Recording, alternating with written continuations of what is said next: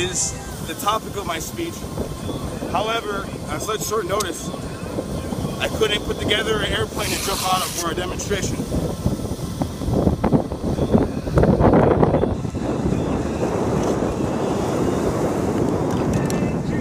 The origins of the Sky Soldier theories go back as far as mankind itself.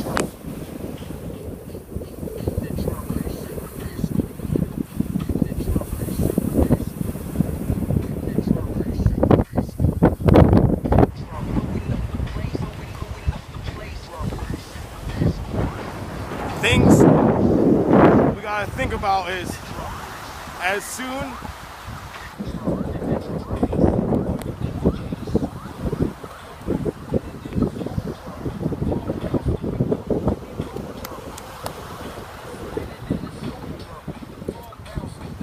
as war started, people started to get creative in what makes them unique. It's part of the human experience to be unique. And like all other species on this planet, warriors want to be unique as well. So, in the ancient battlefield, if you could show up on the battle with a horse or an elephant, it would benefit you. Anyway, after the First World War, all the great nations of Europe experimented with airborne soldiers on the battlefield rather than sending them in with a tank or on a horse or on a boat.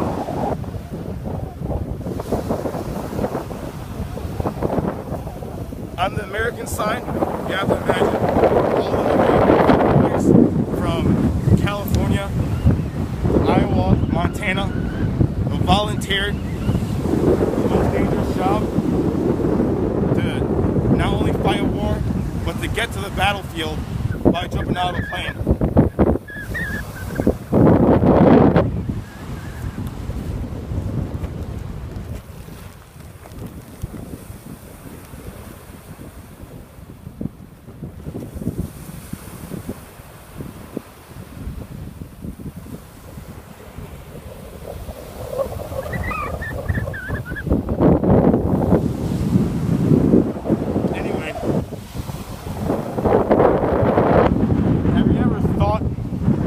Like not to learn English but a different language in America?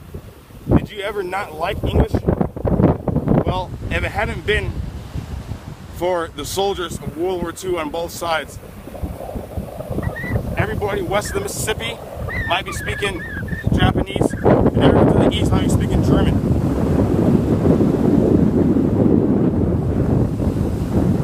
The origin of the Sky Soldier I already went over. However, some of the militaries to first put it in action include militaries like the Russian first training experiment and the German invasion of the island of Greece in the beginning of World War II. But the airborne school that I'm most familiar with is the one at Fort Benning, Georgia. These were the paratroopers that whatever won the war.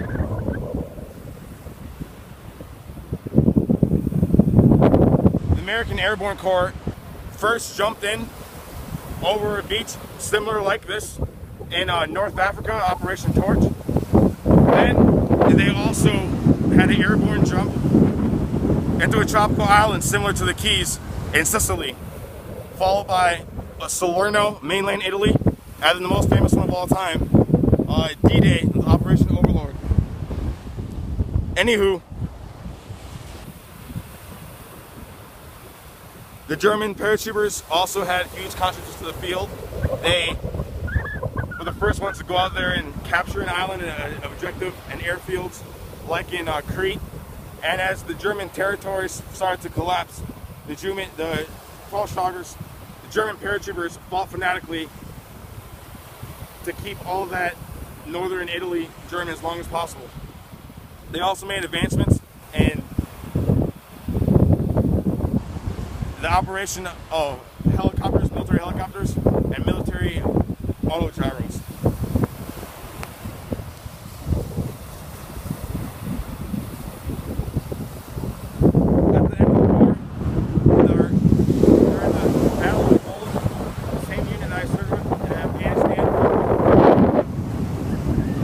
was ambushed in a town called Bastogne, Thanksgiving Day, 1944. And these paratroopers, like I said, already jumped into Africa, Sicily, and North Italy before D-Day. And now the climactic finale of World War II, American paratroopers had to slug it out in the 9th inning against Hitler's relief, the Waffen SS, that also introduced military technology like night scopes, night vision, intense camouflage, and the King Tiger tank, the most powerful, unbeatable tank on the battlefield. And they were supported by the few German next generation jet fighters that were available at the time. However, during the Battle of the Bulge, the Germans told the 101st they had to surrender. They were completely outflanked. They were completely surrounded to surrender. And the 101st Airborne leader's response was nuts. And they fought it out. Long story short, paratroopers won the Battle of the Bulge. They were influential in the downfall of the Axis powers.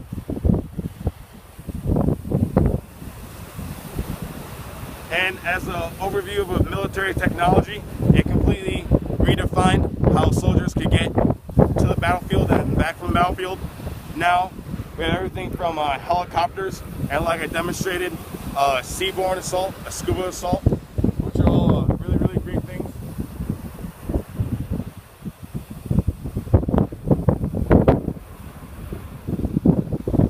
And just as important as the